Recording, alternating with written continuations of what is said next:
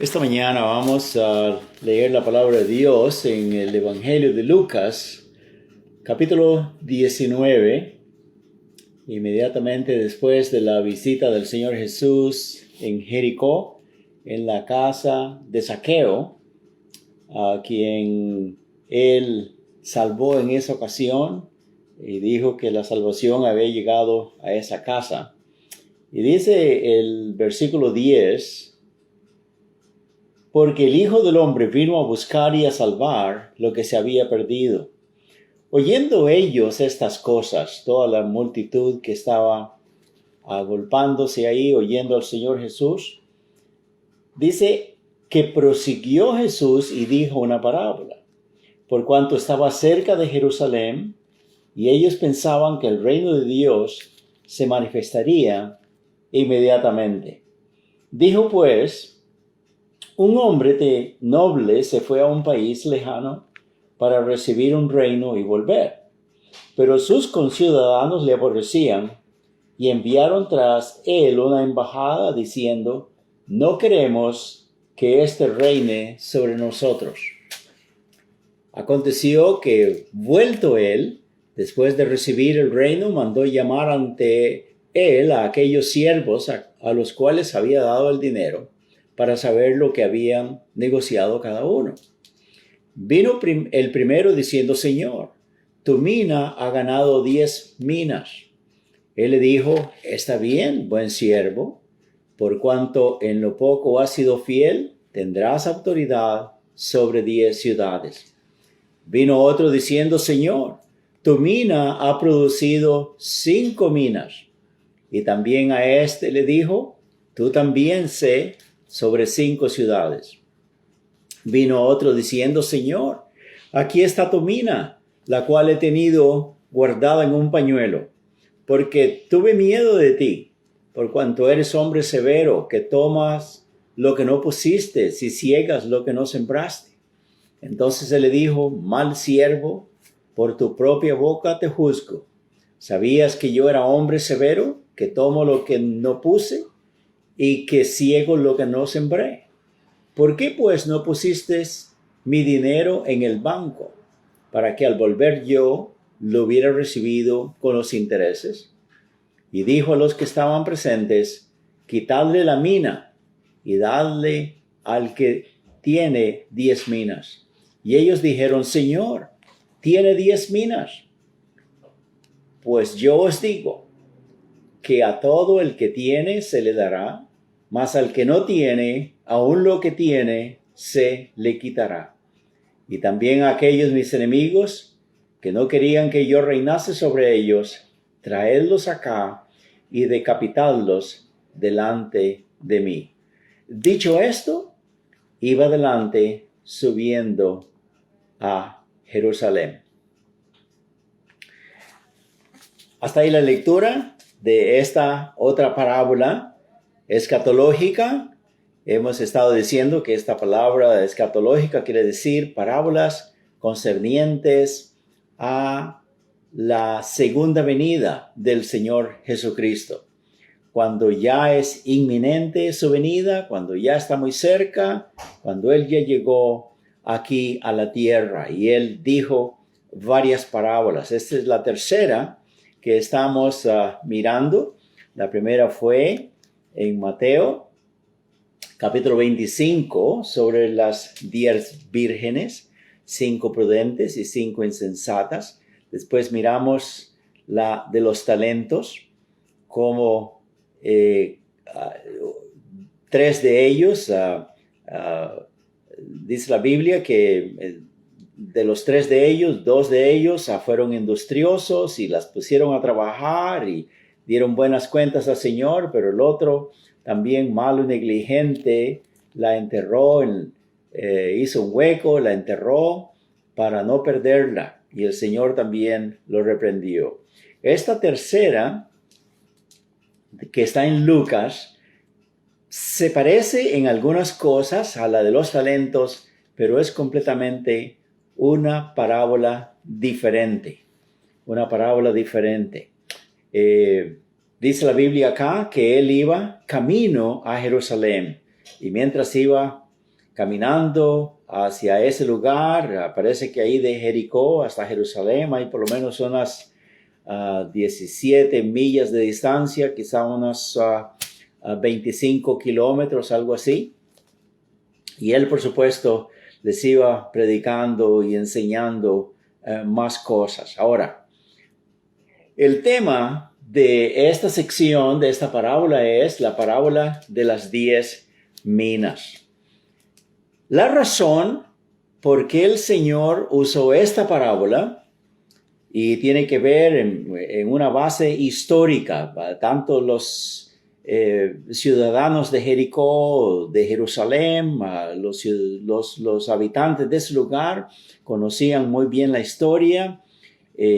Hacer de esto muy parecido a lo que el Señor está usando. Y como hemos dicho antes, pues una parábola es sacar una historia, un relato, algo cotidiano que la gente conoce muy bien, con lo que está muy familiarizado, para conectarlo con una lección espiritual. Y es lo que el Señor Jesús está haciendo acá. Cuando Él dice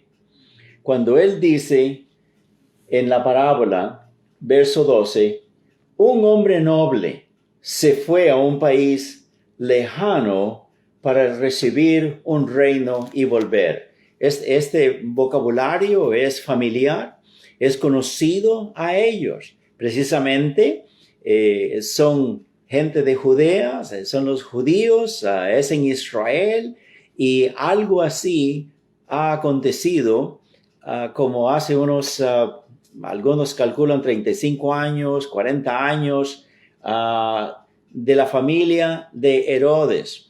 Parece que el Herodes el Grande había muerto por lo menos unos 4 años antes de la venida del Señor Jesucristo, y después él, antes de morir, dividió su reino con sus 3 hijos que tenía, y el que estaba asignado para esta sección de Israel, de Judea, era Arquelao. Y Arquelao precisamente encontró esa oposición. Muchas de las personas no querían que él reinara sobre Jerusalén. Es de la familia de Herodes, es de la aristocracia de esa familia. Y entonces ese es el hombre, el Arquelao, Herodes, que vivió en el tiempo del Señor Jesucristo.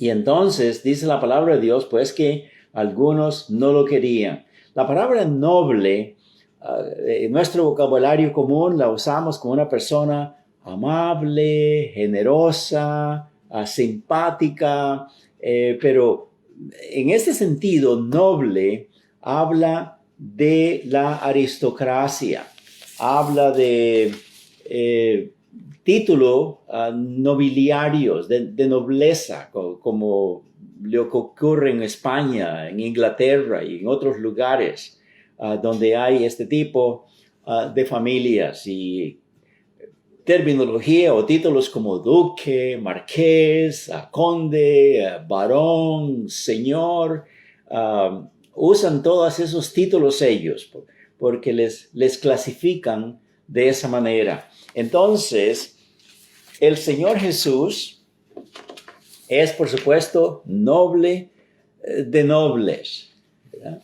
La palabra de Dios nos dice, sí, que Él en Filipenses capítulo 2, versos 5 al 11, dice que siendo Dios no escatimó ser igual a Dios como cosa que aferrarse, pero que se humilló a sí mismo, y que Él desistió y Él renunció a toda su gloria, a todo su poder, y se hizo hombre y habitó entre nosotros, y vimos su gloria como la de unigénito del Padre, dice en Juan capítulo 1. Y dice que Él se hizo obediente hasta la muerte, y muerte de cruz, para ser nuestro poderoso Salvador. Y por eso Dice la Biblia que Dios le dio un nombre, comenzando con el verso 9, Filipenses 2, 9 al 11 dice, Dios, su Padre, le dio un nombre, un título, que es sobre todo título, sobre todo nombre, para que en el nombre de Él se doble toda rodilla, de los que están en los cielos, en la tierra y debajo de la tierra, y toda lengua confiese que Jesucristo es el Señor, para gloria de Dios Padre. En 1 Corintios capítulo 2, verso 8, Él es llamado el Señor de gloria. También imagen, Él es llamado imagen del Dios invisible en Colosenses 1:15. Es también llamado Emmanuel, que quiere decir Dios con nosotros. Isaías 7:14. Es también llamado Él admirable, consejero, Dios fuerte, Padre eterno, príncipe de paz. En Isaías 9:6. Su abrumadora y excelsa nobleza está incluida su eternidad, el todo poder que Él posee. Él es fiel, Él es glorioso, es Dios mismo en la carne, nuestro único Salvador, Rey y Señor de todos. Por eso, cuando Él dice, un hombre noble se fue para recibir un reino, pero antes de irse, llamó a sus siervos, 10 de ellos, les repartió sus bienes y les dice a ellos, trabajen, inviertan, hagan ganancia hasta que yo venga. Y él se está identificando pues a sí mismo, que Él es este hombre noble, que después de efectuar su obra perfecta de salvación, después de ser aprobado por el Padre, por su obra grandiosa, eterna, poderosa, de sufrir y morir y ser sepultado y resucitar y por su predicación, sus milagros, la enseñanza de su palabra, por el poder de su palabra y del Espíritu Santo y el conjunto de discípulos a que Él ganó antes de irse, dice la palabra de Dios que Él dio dones a los hombres y que Él se fue y a estos hombres son su reino espiritual que Él ya había establecido. Y así como este hombre, Mardoqueo, tenía que ir a hacer este viaje a Roma para que el emperador le confirmara su reinado y luego volver y reinar en Jerusalén. Así también el Señor Jesucristo. Él hizo su obra, Él plantó su reino y entonces se va al cielo para ser confirmado por el Padre. Sí, la palabra de Dios nos dice que cuando Él llegó al cielo, su Padre le dijo, Hijo, siéntate a mi diestra hasta que ponga a tus enemigos por estrado de tus pies. Le dijo también, según dice el Salmo 110, Hebreos capítulo 1 y otros textos, que le dijo, siéntate a mi diestra y tú eres ahora sacerdote para siempre, según el orden de Melquisedec. Entonces, este hombre noble, pues, nuestro poderoso Salvador, nuestro Dios mismo en la carne, está ahí siendo confirmado por el Padre y un día va a venir de nuevo para reinar aquí sobre esta tierra, sobre toda la raza humana. Amén.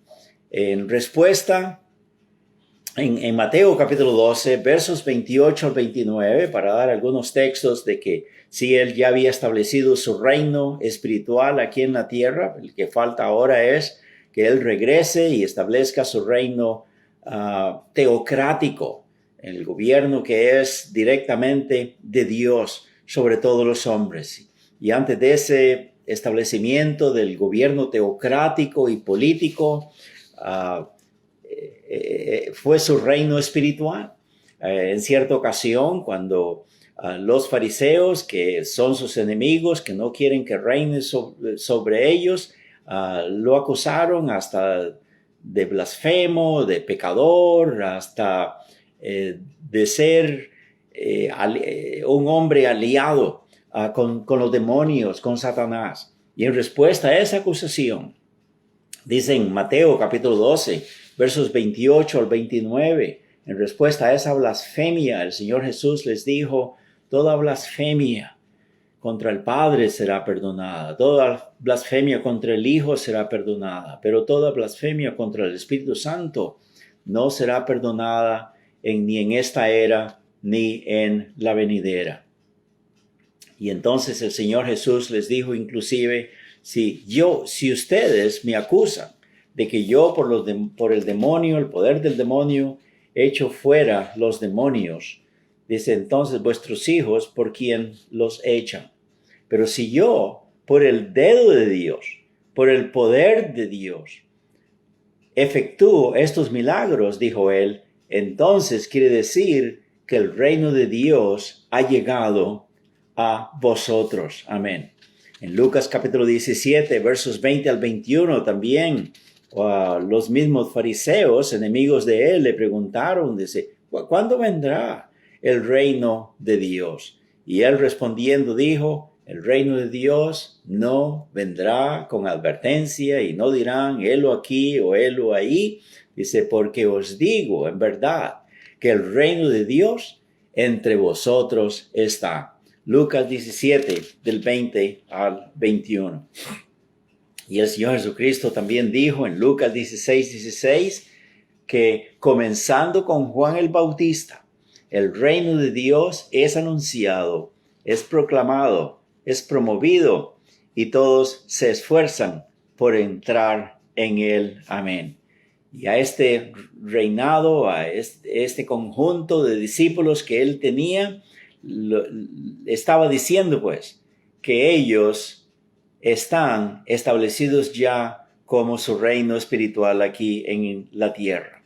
Y a este conjunto de discípulos, a esta asamblea de él, que él había organizado ya como su iglesia, a este conjunto le dijo él en una comisión, en Mateo 28, del 18 al 20, todo poder me es dado en el cielo y en la tierra. Por tanto, id y predicad el evangelio a todas las naciones, bautizándolos en el nombre del Padre, del Hijo y del Espíritu Santo. Y he aquí yo estoy con vosotros todos los días hasta el fin del mundo. Amén. En las parábolas tenemos varias ocasiones, ¿sí?, en que él antes de irse, como miramos aquel día en Marcos capítulo 13, versos 30 en adelante, como él dice, el reino de los cielos es semejante a un hombre que dejó su casa, pero antes de eso llamó a sus siervos y les dio autoridad y a cada uno su obra, y al portero mandó que velase. Aquí pues estamos mirando cómo el Señor describe en esta parábola de las 10 minas también, cómo Él distribuye sus bienes y le encarga a estos siervos suyos que inviertan y trabajen con ellos. Él llamó a 3, dice que, él llamó a estos 10 y a cada uno le dio un talento. Eso quiere decir la misma cantidad de bienes, de inversión, pero ahora la diferencia sería en que cada uno mostraría su diferente habilidad, su diferente capacidad para multiplicar lo que el Señor les había dado. La cantidad que Él da, que Él invierte, es igual, pero el fruto, el resultado es desigual. Pero el Señor, no importa cuán desigual es, tanto el que multiplicó 10 minas como el que multiplicó 5, recibió la misma bendición del Señor. A uno le daría autoridad para gobernar, para reinar en 10 provincias y el otro en 5 ciudades, perdón. Esto aquí nos enseña que hay siervos buenos y siervos malos, siervos diligentes y siervos perezosos, siervos responsables y siervos irresponsables, siervos agradecidos y desagradecidos. Pero la base de la recompensa, como miramos acá, como dice en nuestro texto, que aconteció que vuelto él, el verso 15, después de recibir el reino, mandó llamar ante él a aquellos siervos a los cuales había dado el dinero para saber lo que habían negociado cada uno. Vino el primero y le dijo: Señor, tu mina ha producido 10 minas. Y vino la bendición: ok, ahora tú tendrás autoridad sobre 10 ciudades. Vino el otro diciendo: Señor, tu mina ha producido 5 minas. Y el Señor le dijo: tu mina, tú también tendrás autoridad sobre 5 ciudades. Así pues, la recompensa del Señor es debido a estos siervos buenos, que tuvieron respeto, que tuvieron amor, que tuvieron gratitud y se esforzaron lo más que ellos pudieron para multiplicar esto que el Señor les había dado. Amén.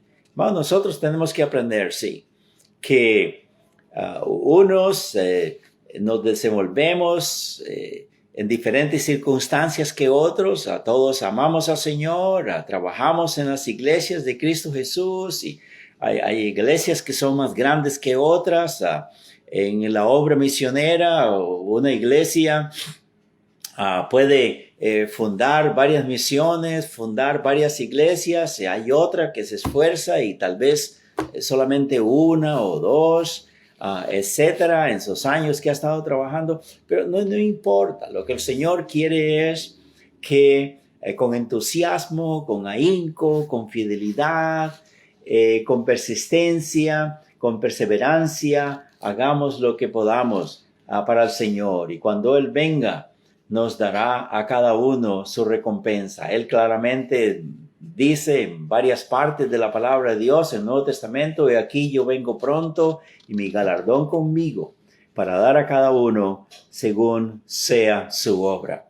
Porque después de todo, para eso hemos sido creados. En Efesios 2:10 dice la palabra de Dios que hemos sido creados en Cristo Jesús para buenas obras, las cuales el Señor preparó de antemano para que anduviéramos en ellas. Amén. Y esta palabra siervo, en el idioma griego quiere decir doulos, quiere decir esclavo. Es un esclavo que voluntariamente quiere pertenecer a su Señor, le da gozo, le da alegría, le entusiasma saber que tiene un amo que lo ama, que lo ha rescatado, que lo ha comprado, y él quiere servirle por el tiempo y por la eternidad.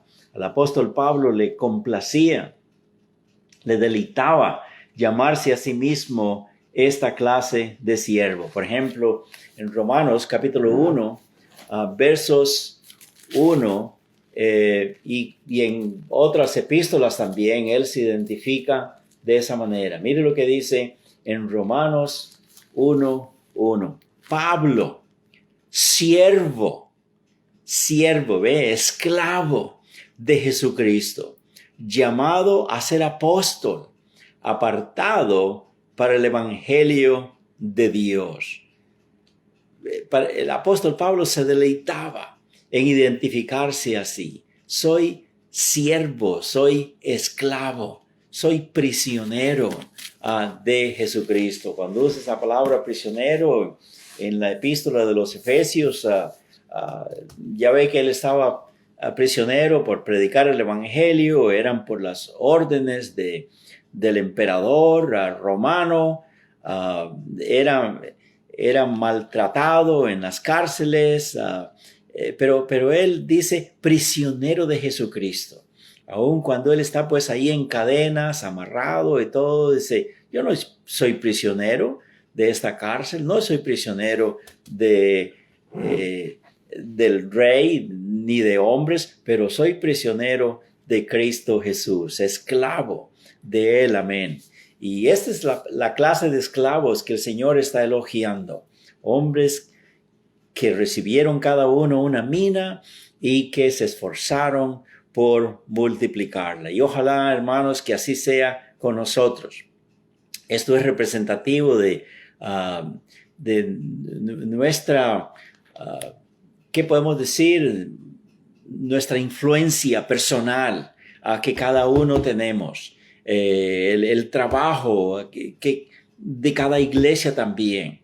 Cada iglesia tiene su personalidad, cada iglesia tiene sus prácticas, y mientras todo sea conforme a la palabra de Dios, cada uno hemos recibido el Evangelio, la Santa Biblia, el Espíritu Santo, la orden de marcha, a la presencia del Señor, la promesa de la victoria, y a cada uno el Señor nos va a estar bendiciendo y ayudándonos para que nos multipliquemos, amén. Y esa es una parábola pues bonita, ¿verdad? Que el Señor nos va a premiar cada uno según sea su obra. Muy bien. Otra cosa que tenemos acá en la palabra de Dios en esta parábola es en cuanto al siervo malo y negligente, ¿verdad? Vamos de nuevo a la lectura de Lucas capítulo 19. Dice que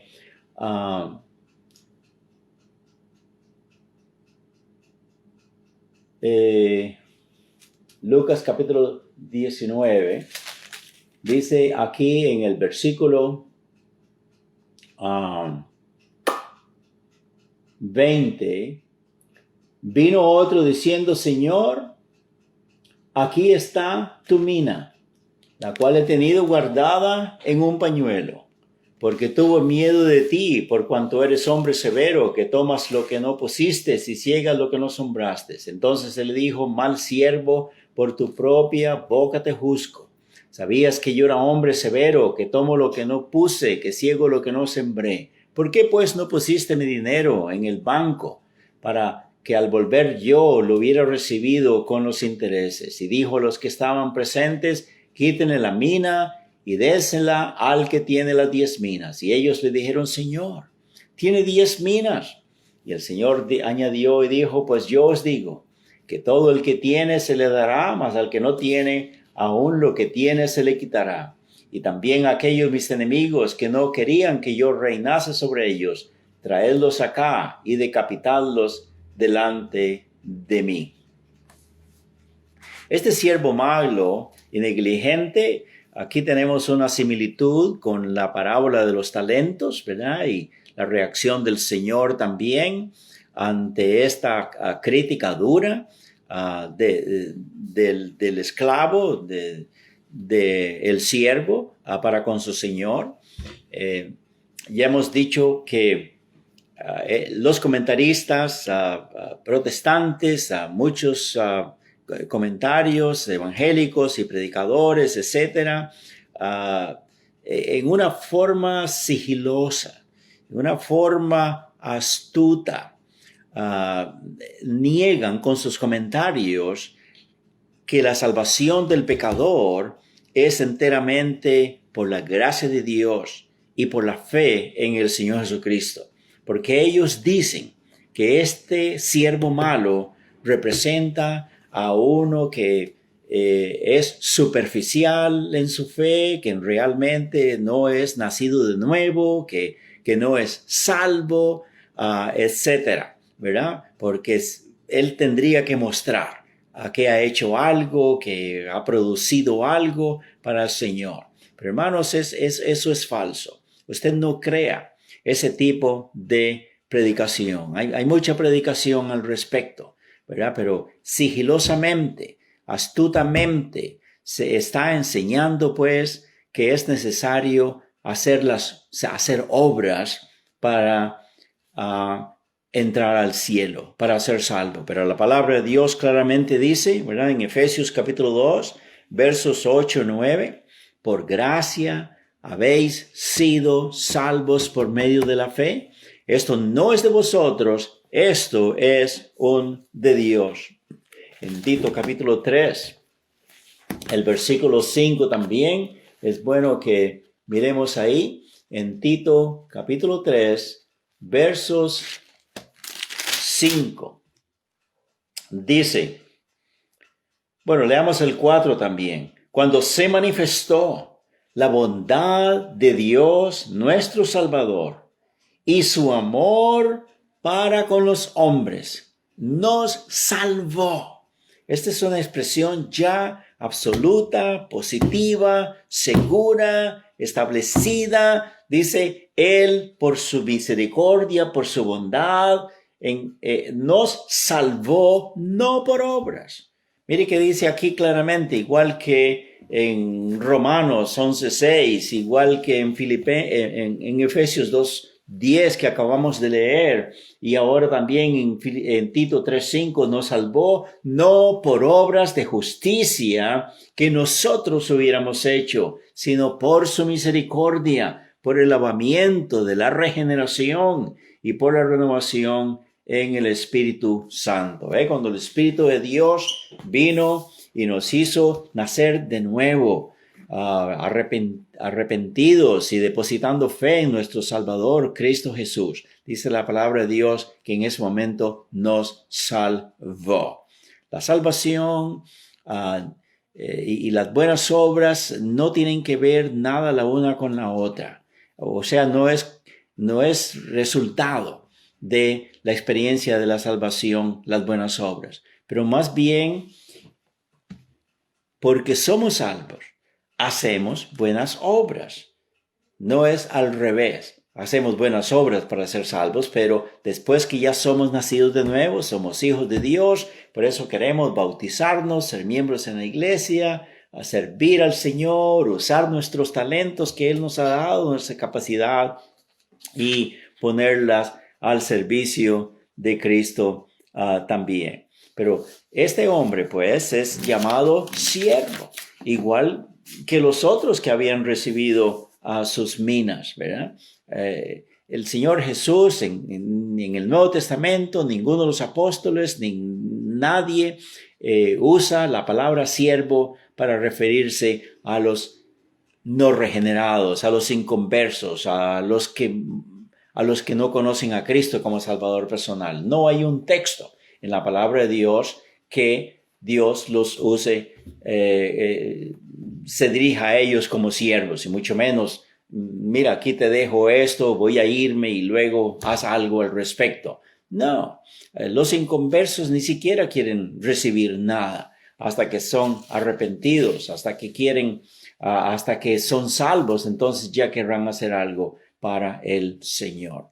Pero esto se refiere a un siervo que no se preparó, que no fue diligente, que no estuvo listo, que se descuidó, no le importó mostrar gratitud, amor, respeto, servicio a su amo. Y en la actualidad hay hijos de Dios que hacen eso. No leen la Biblia, no van a la iglesia, no traen diezmos, ofrendas, no les interesa cooperar, servir en las cosas del Señor. ¿Y sabe qué? Son salvos, sí, son hijos de Dios, pero también cuando el Señor venga, Él va a pedirle cuenta a cada uno. Y como dice otra vez el texto, ¿verdad? Es necesario que todos comparezcamos ante el tribunal de Cristo, dice en 2 Corintios capítulo 5, para que cada uno reciba según lo que haya hecho, mientras estaba en el cuerpo, sea bueno o sea malo. Y este versículo no es para inconversos, es para nosotros los hijos de Dios. Amén. En Mateo capítulo 22, del versos 11 al 14, dice la Biblia que Dios representado ahí con este rey que había hecho bodas para su hijo. Dice que él vino a mirar a los invitados y de pronto miró a alguien que no estaba con vestido de boda. Y él vino y le dijo, hey, ¿cómo entraste tú aquí? ¿Qué estás haciendo tú acá si no estás vestido de boda? La palabra de Dios dice en Mateo 22, del 11 al 14, que él enmudeció, ni siquiera pudo responder nada al rey. Y entonces él dijo a sus siervos, átenlo de pies y de manos y échenlo en las tinieblas de afuera. Ahí será el lloro y el crujir de dientes, porque muchos son los llamados y pocos los escogidos. Eso quiere decir, ese era un invitado a la boda de su hijo, su nuera, la novia, es una cosa, su hijo es otra, y los invitados que están ahí son otra. Y entonces él dijo, echen a este, no está vestido, ni siquiera para estar aquí como invitado. Si usted conoce a Cristo como Salvador personal, usted no es parte de la novia de Cristo, de la iglesia de Cristo Jesús del Nuevo Testamento, usted también tiene que estar listo, preparado para ser escogido, porque dice, muchos son los llamados y pocos los escogidos. Es igual como en las bodas en la actualidad. Usted sabe a quién es digno de que le inviten a la boda y quién no lo es, ¿verdad? Hay otros pasajes en la palabra de Dios también.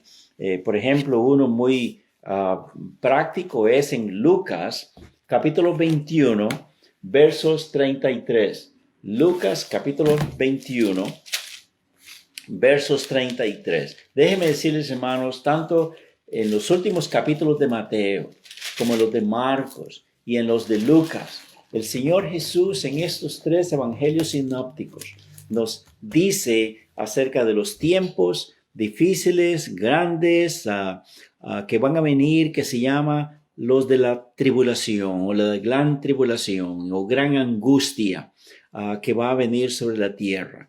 Y dice la palabra de Dios acá que como en los días de Noé estaban comiendo y bebiendo y dándose en casamiento, etcétera, etcétera, y no entendieron hasta que se lo llevó a todos. Así será, dice, en los días de la venida del Hijo del Hombre. Recordemos otra vez, esta parábola tiene que ver con esa ocasión cuando el Señor venga de nuevo y nos llame a todos en cuentas. Y dice la palabra de Dios acá en Lucas 21, del versos 33 en adelante. El cielo y la tierra pasarán, pero mis palabras no pasarán. Eso quiere decir todo esto que les he dicho en detalles acerca de la gran tribulación, toda la angustia que va a haber y todo el cataclismo, etcétera, etcétera. Y dice el verso 34, a sus discípulos, a su iglesia, dice, mirad también por vosotros mismos, que vuestros corazones no se carguen de glotonería, de embriaguez, de los afanes de esta vida, y venga de repente sobre vosotros aquel día, porque como un lazo vendrá sobre todos los que habitan sobre la faz de toda la tierra. Velad pues en todo tiempo, orando, y pongamos atención a estas palabras, para que seáis tenidos por dignos de escapar de todas estas cosas que vendrán y de estar en pie delante del Hijo del Hombre. ¿Qué le parece? A los miembros de su iglesia, a prístina, a primitiva, original, les está diciendo, ustedes también vale más que estén alerta, vale más que estén listos, vale más que estén preparados. Amén. Haciendo el trabajo que yo les he dado, siendo fieles, siendo constantes, velando y orando, porque no sabemos el día que esto va a ocurrir. Y por eso este siervo malo, que dice, quítenle lo que tiene y échenlo en las tinieblas de afuera, se refiere a esta situación, a esta ocasión en que el siervo no va a escaparse de toda esta gran tribulación que vendrá. sea que seamos miembros de la iglesia de Cristo Jesús o que nada más seamos salvos, estemos listos para recibir al Señor, entrar al cielo.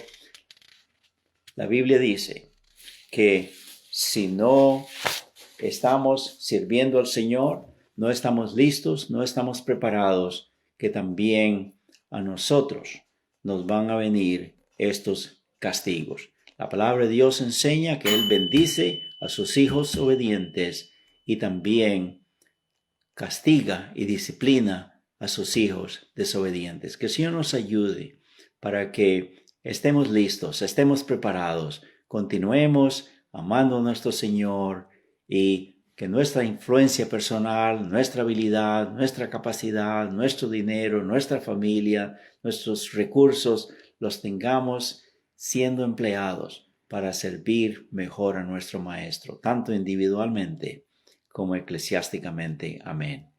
Oremos. Padre Santo, gracias te damos por tu palabra tan preciosa, tan clara. Gracias, Señor, porque tú quieres que aprendamos con estas parábolas de que sí, Señor, el Señor Jesucristo se fue al cielo. Él dijo que vendría otra vez para que donde Él esté, que nosotros también estemos. Y que veamos su gloria, la gloria que el Padre le ha dado, Señor. Gracias por este Salvador precioso, poderoso que tenemos. Sabemos que Él vendrá un día a establecer su reino aquí en esta tierra y que Él va a pagar a cada uno según nuestro comportamiento, según nuestra conducta, según cómo hemos manejado nuestros recursos, sea en lo personal o también en lo eclesiástico. Ayúdanos, Señor, a todos a ser fieles a ti, a estar rendidos a ti, y que este mundo con sus angustias y sus cosas no absorban nuestra atención o nuestra consideración, pero que estemos con nuestras frentes erguidas, porque aquí Él ya está a las puertas. Gracias, Señor, por tu palabra. Ayúdanos a seguir creciendo espiritualmente, para tu honra y gloria, para nuestra edificación y para hacer bendición a otros. Por Jesucristo nuestro Salvador. Amén.